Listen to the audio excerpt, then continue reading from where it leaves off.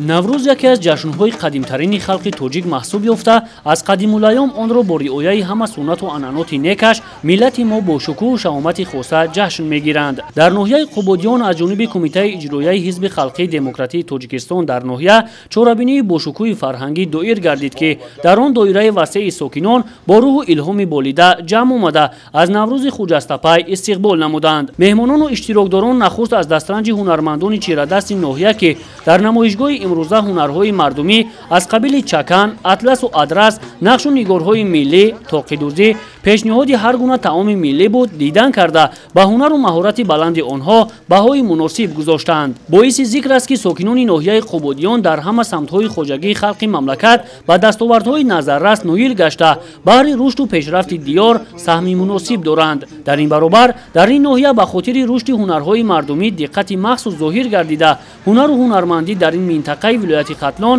ривоҷу равнақ ёфтааст. Наврӯзи оламафрӯзро сокинон бо беҳтарин дастоварду муваффақиятҳои як соли сипарӣ гардида таҷлил намуда, ҳамагон дар ин рӯз бо чеҳраи кушода ва садоқату вафодорӣ нисбат ба халқу ватан истиқболи гарм гирифтанд. Дар рафти чорабинӣ намояндаи Кумитаи иҷроияи Ҳизби халқии демократии Тоҷикистон дар вилояти Хатлон ва ноҳия ҳозиринро ба ин рӯзи накӯи баҳорӣ таҳният гуфта, ин ҷашни фархундапайро оғози соли наву зиндашавии табиат ва дар маҷмӯъ муваффақияти марди деҳқон арзёбӣ намуданд. Наврӯз давоми ҳазорсолаҳо ҳамчун мероси фарҳангии башарӣ байни мардуми орёнажод боқӣ монда, сола-сол доираи таҷлили он васеъу фарохтар гардидааст. Мавриди зикр аст, ки ин ҷашни таърихии миллат бо ташаббуси пешвои муаззами миллат муҳтарам Эмомалӣ Раҳмон аз соли 2010 инҷониб мақоми байналмилалӣ гирифта, кунун ҳамчун ҷашни миллӣ тамоми халқияту нажод онро истиқбол мегиранд. Дар Фарҷом ба чанд ҷуфт навхонадорон, ки дар арафаи ҷашни Наврӯз оила бунёд намудаанд,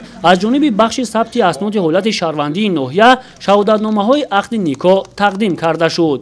Тантанаҳои наврӯзӣ имрӯз дар саросари гӯшаву канори мамлакат бо маром идома дошта, дар ҳамин доира сокинони ҷамоати деҳоти ваҳдати миллии ноҳияи Ҷайҳун низ ин ҷашни некпайро хушу хурсандона таҷлил намуданд. Бо омадани фасли баҳор табиати Тоҷикистон зинда гардида, бо рангорангии хеш ба кас илҳоми тоза мебахшад. Бо дар назардошти ин, аҳли ҷамоатчигии деҳоти ваҳдати миллӣ ин рӯзи некро дар табиати зебову сабзпӯши талу теппаҳо дар фазои идона доир намуданд. Дар ин рӯз сокинон бо пухтани таомҳои гуногуни миллӣ ба чорабинии мазкур шукӯҳи тоза бахшида, бори дигар дилгармиву рӯҳбаландии худро нисбат ба расму оинҳои гузаштагон баён намуданд. Дар гӯшаи дигар омӯзгорону муҳассилини муассисаҳои таълимии ҳудуди ҷамоати деҳоти ваҳдати миллӣ дастовардҳои илмиву фарҳангӣ ва ҳунармандии хешро гирд оварда манзури иштирокчиёни наврӯзи байналмилалӣ намуданд. Зимни боздид аз таҷлили бошукӯҳи ҷашни наврӯзии сокинони деҳоти мазкур, роҳбарияти ноҳия тамоми аҳли ҷамоатчигиро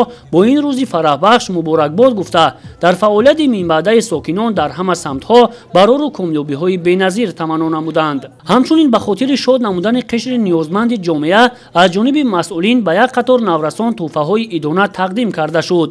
Яке аз суннатҳои неки наврӯзӣ, ки баргузории бозиҳои гуногуни варзишӣ маҳсуб меёбад, дар ҳамин замина байни ҷавонону наврасон гӯштини миллӣ доир карда шуд, ки ҳамагон вобаста ба нерӯву тавоноии хеш қувваозмоӣ намуданд. Дар анҷом аҳли фарҳанг баҳри болидахотирии сокинони деҳот суруду таронаҳо бахшида ба баҳору наврӯз пешниҳод намуданд. Самандар Шоев, Искандари Саид, вилояти Хатлон, Ахбор.